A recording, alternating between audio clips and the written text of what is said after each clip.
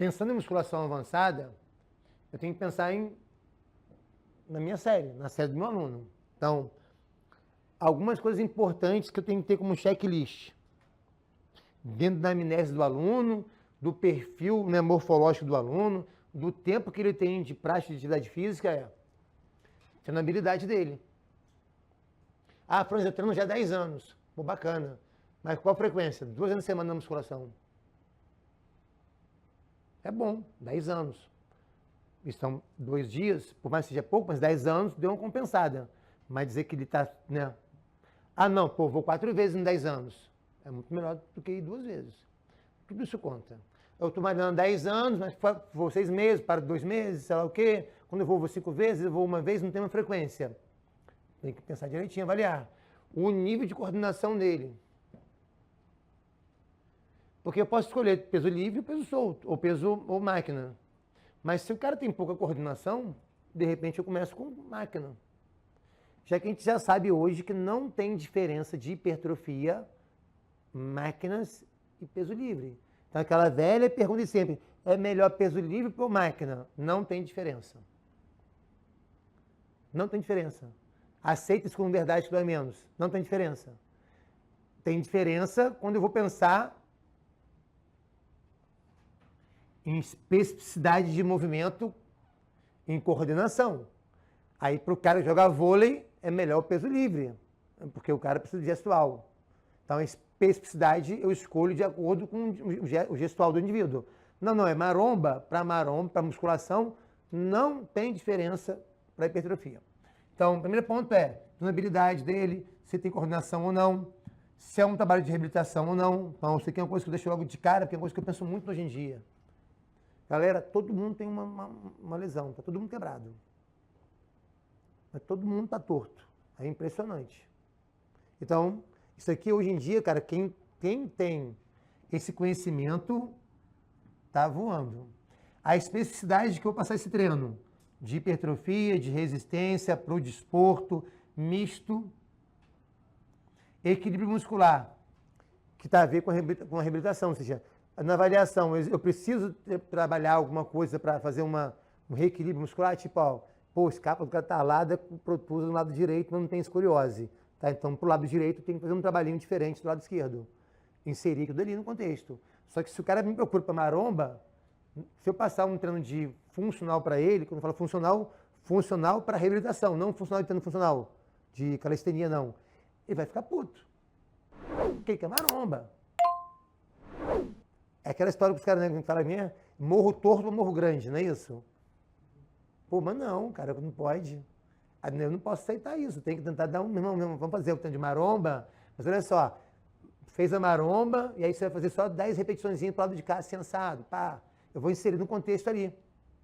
Então, no intervalo de recuperação, ele vai lá e faz alguma coisa de mobilidade, de alongamento, de alguma série a mais, unilateral, enfim. Hipertrofia regional ou não, caso seja alguma coisa específica que eu preciso fazer nele. Correção postural, que tem a ver com equilíbrio muscular. E o custo-benefício desse processo, ou seja, o que eu vou ceder e o que eu vou ter que pagar para quando chegar a esse equilíbrio. Então, por exemplo, um exemplo, né, direto. Tem uma aluna da academia lá que é aluna de outro personal. Mas aí, como todo mundo me conhece lá, ela me procurou, junto com ele, falou, estou tendo crise de hernia de disco direto, estou com uma hernia na região lombar, assim, assado. Aí mostrou os exames, né, a ressonância lá para ver onde estava a hernia lá, L4, L5, L5S1, lá. Falei, beleza. Vamos fazer uns testes aqui rapidinho, aqui, deita aqui, tal, puxa aqui, faz assim, teste de Thompson, tudo encurtada. Falei, pô, tudo encurtada, não tem jeito. Você precisa se alongar para melhorar isso daí, para dar diminuir a frequência das crises de dor, para depois começar a trabalhar. Aí eu avaliei ela, o que eu fiz? Peguei os alongamentos específicos para cada musculatura e inseri dentro de cada exercício que trabalha aquela musculatura. Então, ela faz o leg press lá, entra na flexão nórdica reversa, para poder alongar o quadríceps. Não faz, só para dar um exemplo, faz ela e alonga o quadríceps. Aí ela fazia o leg press, sei lá o quê? Ela vai lá, tem que dobrar o joelho e alongar o glúteo. Então, dentro do tempo de intervalo de recuperação dela, primeiro inseriu os alongamentos. Mesmo assim, puta, uma resistência. A operação dela, Franz, bicho, que tortura, vontade de matar. E já são amigos, já, alunos há 15 anos já. Já está já uns 2 meses, já diminuiu as crises. Então, ou seja, eu não tirei ela do contexto do treino de maromba que ela quer. Eu introduzi o alongamento dela inicialmente. Em que horas? Entre a treino, entre uma série e outra.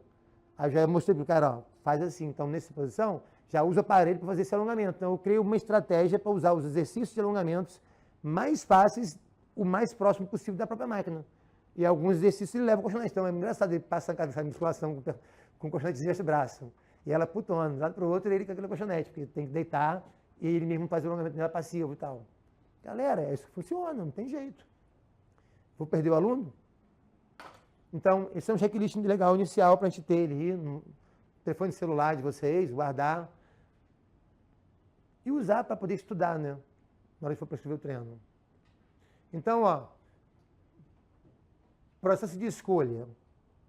Outro checklist. Bom, tipo, simples, uniarticulares ou complexos, pluri ou multiarticulares.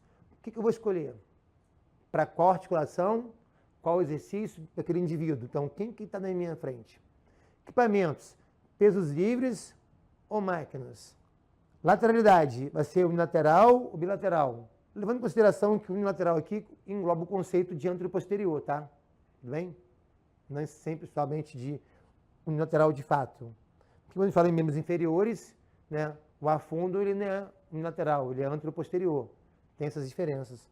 Mas no geral, ou a especificidade motora do indivíduo. Então, tá vendo? Eu vou construindo, ó, uma história, checklist, aí eu já vou começando a afunilar mais isso daqui para camadas mais profundas de escolha, e aí então eu vou fazer a reflexão. Você escolhe corretamente os exercícios serem treinados pelo seu aluno? Você tem certeza? Todos os equipamentos precisam ser treinados na mesma intensidade, na mesma magnitude? Quantos exercícios são necessários para o grupo muscular? Então, essas são perguntas que eu faço para mim mesmo. Então, eu fiz o checklist do aluno. Então, o aluno precisa de reabilitação, isso aqui na avaliação, tá? Aí eu vou escolher peso livre, exercício unilateral para cá, aqui vai ser bilateral, porém tem que fazer 2 séries a mais só para o lado direito para corrigir esse desnível. Beleza. Mas e agora? Eu me pergunto, o que eu coloquei ali está atingindo esses objetivos? Isso, depois que a gente passa a usar em casa como estudo, já vai se inserindo na cabeça da gente. E que se torna algo dinâmico, mais fácil de fazer. Então, passou na primeira camada da checklist, aprofundou para a escolha de exercício, tipo de manhã, perguntei. Aí eu vou ali e vejo, então beleza. Braço, ombro, peito, costa, lombar, abdômen, coxa, perna, tá tudo bonitinho? Tudo equilibrado? O que é equilibrado? Equilibrado não quer dizer que está tudo no mesmo padrão, que seria equilibrado, não é? Só para ilustrar, 3 séries de 10 para todos. Equilibrado é, pô, o cara tem muito ombro e tem pouco peito. Tem pessoas que respondem muito ao ombro e pouco ao peito. Vou botar muito de ombro para ele? Não, vou porrar o peito. Por quê? O peito já não pega ombro? O deltoide anterior? Então, de repente, para o ombro dele, para o deltoide dele, eu não vou passar em nenhum exercício de deltoide nenhum. Porque o peito dele está fraco e eu preciso de supino para ele, não é isso? 2 supinos. 2 supinos tem o quê? Tem peito, deltoide anterior e tem tríceps. Então, para o ombro vai ser o quê? Deltoide medial e posterior. Costas, tá tranquilo? Beleza. E em relação costa e peito, qual é a correlação? E para coxa? Aí coxa tem que dividir. Posterior, anterior. A relação I, que tá boa, ou seja, relação isquios tibiais, isquios e quadríceps, está numa relação de pelo menos ali de 20 até 30% de diferença, em que o quadríceps pode ser mais forte até 30% do que o posterior? Tá. Não tá. Estou com o quadríceps com 40% de força em relação ao posterior. Então, pera um cadinho. Vamos porrar o posterior dele deixar o quadríceps bem paradinho. Então, assim, não é só botar os exercícios e dividir, não, tá tudo, todos os grupos musculares estão treinados, mas equilibrados.